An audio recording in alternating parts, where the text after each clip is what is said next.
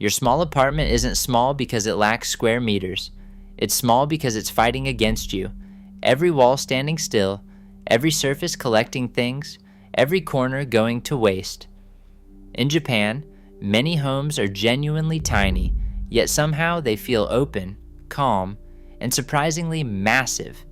The secret isn't owning less, it's designing space so it works twice as hard. Today we're counting down 10 genius Japanese tricks that can make any tiny space feel massive.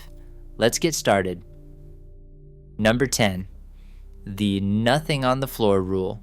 Walk into a small Japanese apartment, and the first thing you notice isn't what's there, it's what isn't. Shoes, bags, boxes, laundry baskets, none of it sits on the floor collecting dust and blocking your path.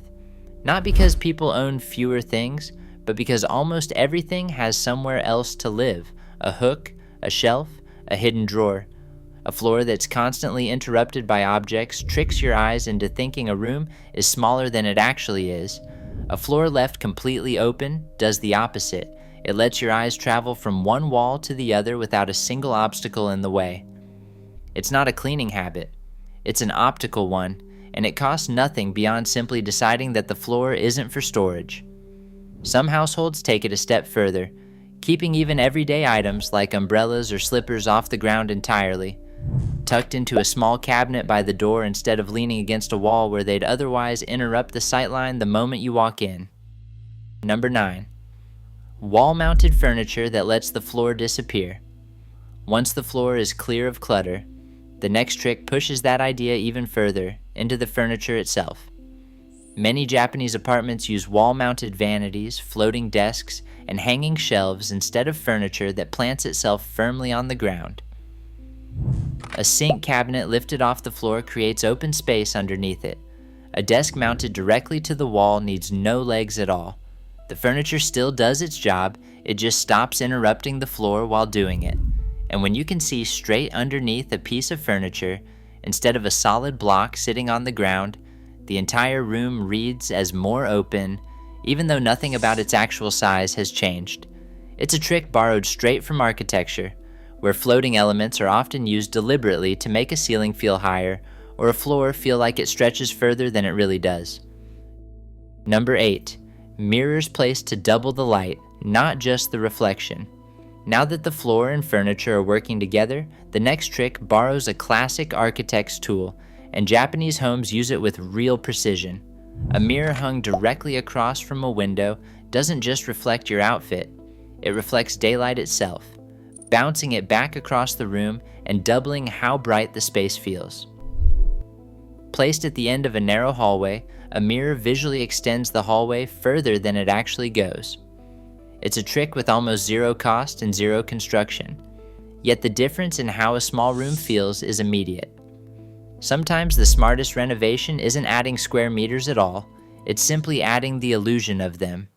A few well-placed mirrors can do more for how a room feels than an entire afternoon spent rearranging furniture, and unlike most renovations, this one can be undone in seconds if you ever change your mind.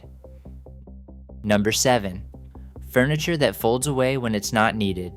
Light and reflection can only do so much if the room is still packed with furniture standing in fixed positions all day. That's where this next trick comes in. Many Japanese apartments use fold-away tables, collapsible chairs, and futons that convert a bedroom into a living room within minutes. A dining table folds flat against the wall the moment a meal is finished. A guest futon disappears into a closet the moment morning arrives. Instead of permanently sacrificing space to a piece of furniture used only once a day, the room simply borrows that space back the rest of the time. One room ends up doing the work of 2 or 3 without ever actually growing in size. And because the furniture is designed to fold away rather than simply be pushed aside, nothing has to be dragged across the floor or wedged awkwardly into a corner. The transformation happens in the same amount of time it takes to make a bed. Number 6. Building up instead of building out. With furniture no longer eating up permanent floor space, the next trick asks a different question entirely, one most people never think to ask about their own home. Instead of expanding sideways, Japanese apartments expand upward. Tall, narrow shelving climbs the walls instead of spreading across the floor. Loft-style sleeping platforms free up the entire footprint underneath for a desk or a closet. Even kitchen storage stretches toward the ceiling instead of demanding a wider counter. Most homes only ever use the lower third of their actual wall space, leaving the rest sitting empty above eye level. Once you start treating the ceiling as valuable real estate, instead of a place paint goes, a small room suddenly has far more storage than its floor plan ever suggested. Architects who specialize in compact housing often point out that the average room only uses its lower third effectively, which means most homes are quietly wasting 2/3 of their actual volume without anyone noticing. Number 5. Sliding doors that never steal a single centimeter. Vertical space solves storage, but movement through a room creates its own kind of waste, and this next trick eliminates it entirely. A standard swinging door needs a full arc of completely empty floor space just to open, space that can never hold a chair, a shelf, or even a small plant. Japanese homes have relied on sliding doors for centuries, known traditionally as fusuma and shoji, gliding smoothly along a track instead of swinging outward. Closets use the same idea, sliding panels instead of doors that block half the room every time they're opened. Multiplied across an entire small apartment, every door, every closet, every room divider that reclaimed space adds up to something surprisingly close to an entire extra room.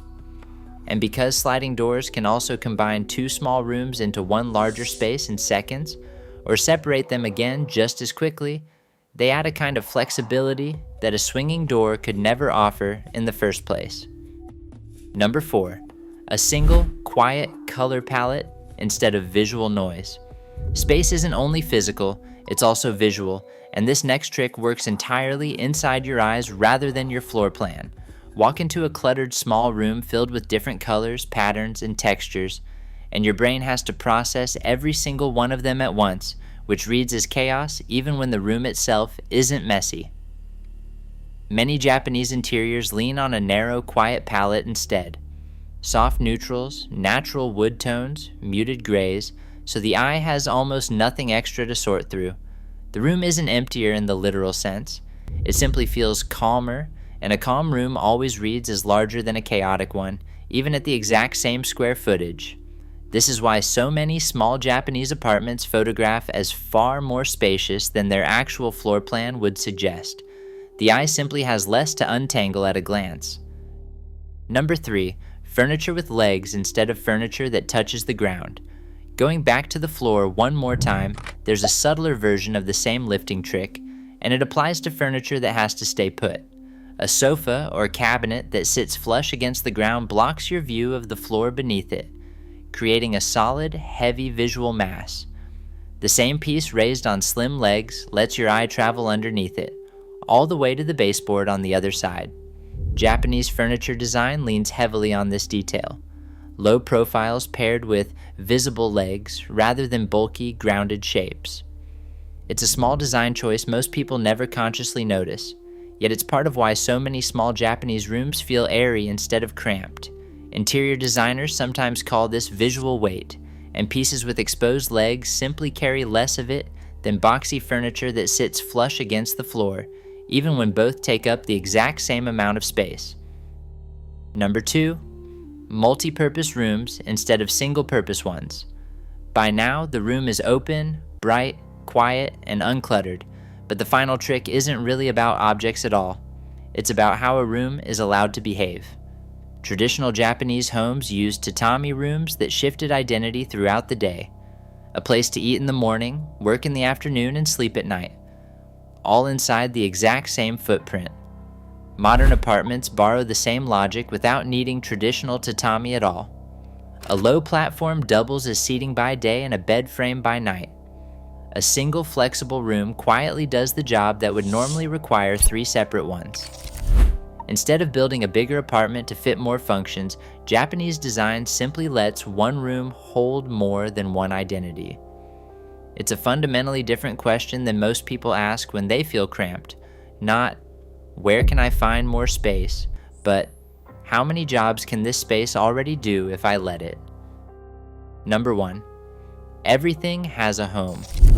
And that brings us to the idea tying every other trick on this list together. And it isn't a product or a piece of furniture at all, it's a mindset.